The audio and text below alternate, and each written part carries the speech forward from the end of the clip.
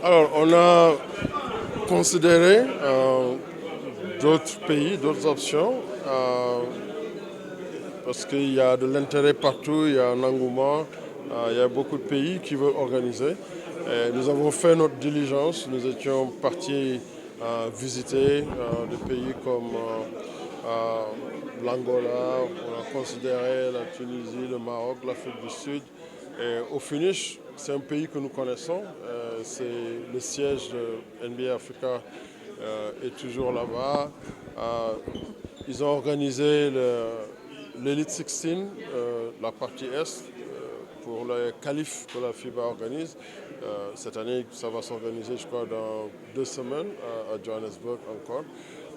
Nous cherchons à aller dans des endroits où d'abord il y a l'infrastructure, il y a une salle très moderne où nous avons déjà joué 3 fois en Afrique du Sud les NBA Africa Games.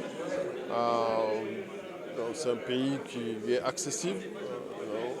Je pense que, en tout cas, nous sommes très enthousiastes que sur cette zone sud et aussi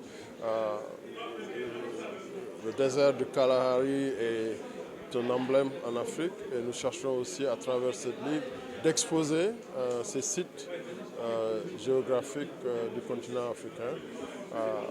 La composition de la conférence reste à être déterminée, mais je suis sûr qu'avec 4 équipes dans 3 groupes, nous allons avoir aussi une compétition beaucoup plus intense, un plus grand nombre de matchs. Et voilà, il y a de l'engouement pour le basketball en Afrique du Sud aussi. Exactement, mais on aimerait qu'à l'avenir, que ces jeunes continuent à évoluer dans le championnat. Pour le moment, on ne peut pas les retenir parce que c'est normal qu'ils ont travaillé extrêmement dur pour montrer leur valeur et ils ont été recrutés pour aller ailleurs. Moi, je suis de tout cœur avec. Si c'est pour aller ailleurs, dans des environnements meilleurs, c'est-à-dire pour avoir plus de valeur. Mais je suis sûr qu'il y a des choses à faire pour que nos clubs puissent être dans un futur très proche, pour avoir les moyens de pouvoir retenir ces talents qui émergent. Mais pour le moment, chaque année, on a vu ce genre de révélation. Je pense qu'il y a la première saison avec Cheikh Bamba Diallo ou Mo Faye avec la douane. Cette histoire connue de se répéter. Bon, Jean-Jacques Boissy, cette année, qui a vraiment été sur tous les tableaux en termes de la performance, de l'excellence qu'il a démontré sur le terrain. Ça lui a valu ce que cela lui a valu. Alou Diarra, notre jeune, et Souleymane Berté du Stade malien. Alors maintenant, comme je le dis, la prochaine étape, c'est que ces jeunes puissent continuer à évoluer. Mais pour l'instant, c'est l'environnement qui existe.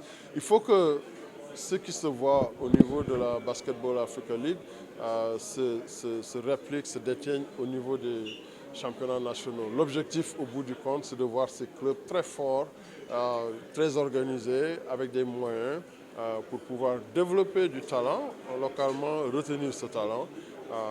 Bon, il y en aura toujours qui partiront et c'est dans la force des choses. Aujourd'hui, tout basketteur rêve d'aller jouer en NBA. Les meilleurs joueurs français, les meilleurs joueurs espagnols ou russes ou serbes, argentins ou africains, ils veulent aller en NBA, ça c'est normal. Mais on veut faire en sorte qu'une partie de ce talent reste en Afrique, mais il faut que le travail continue, qu'on continue de se développer, de professionnaliser l'environnement. Beaucoup de satisfaction l'année dernière sur le terrain, évidemment. Vous avez parlé de ces jeunes joueurs, mais aussi du programme Elevate qui continue à exposer le talent au niveau de la NBA Academy africaine. Les jeunes talents sur le banc, des coachs, Pabi Gay qui était élu meilleur coach de l'année la saison dernière, Emmanuel Mavomo, dont on a parlé, qui est engagé sur les Austin Spurs, le programme de développement des entraîneurs avec 28 jeunes coachs qui ont eu l'opportunité d'aller faire des stages lors de la NBA Summer League avec des équipes NBA, ces jeunes femmes qui ont été en Amérique pour séjourner et bénéficier de mentorship. C'est des femmes qu'on va retrouver dans cette industrie du sport qui vont faire de très très bonnes choses. D'abord, les compétitions, il y a 10 matchs de plus que les autres saisons. On va jouer 48 matchs au finish au lieu de 38. Et puis aussi, la manière dont on va jouer les matchs. Chaque jour de match, l'équipe du pays, l'équipe locale va jouer.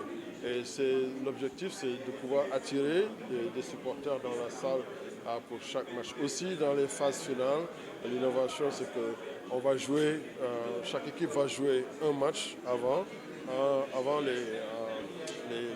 les matchs éliminatoires. C'est jouer pour un positionnement et puis après, on va pour le knockout, le top 8. Oui, je pense que pour nous, aller dans un quatrième pays, ça entre dans cette dynamique d'expansion. Et je suis sûr que dans un futur proche aussi, nous envisageons d'avoir plus d'équipes dans la Basketball Africa League.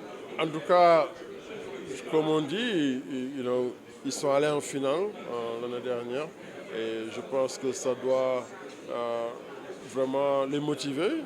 Ils étaient près du but, qu'il y a des choses à faire. Je pense que toutes les équipes qui vont entrer dans cette compétition ambitionnent de gagner cette compétition.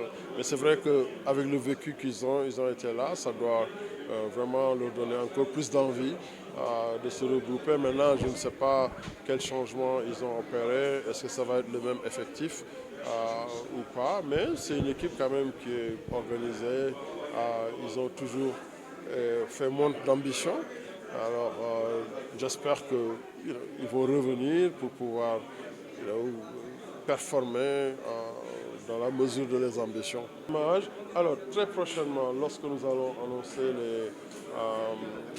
la vente des billets, nous allons annoncer des dates précises. Mais on va commencer avec la conférence de Kalahari en Afrique du Sud vers la deuxième semaine du mois de mars. Oui, on va l'organiser dans le début de l'année prochaine, et préférablement sur le continent africain. Nos équipes sont en train de travailler là-dessus, on est très avancé. De toute façon, on reviendra très bientôt pour annoncer le lieu et les dates. Merci.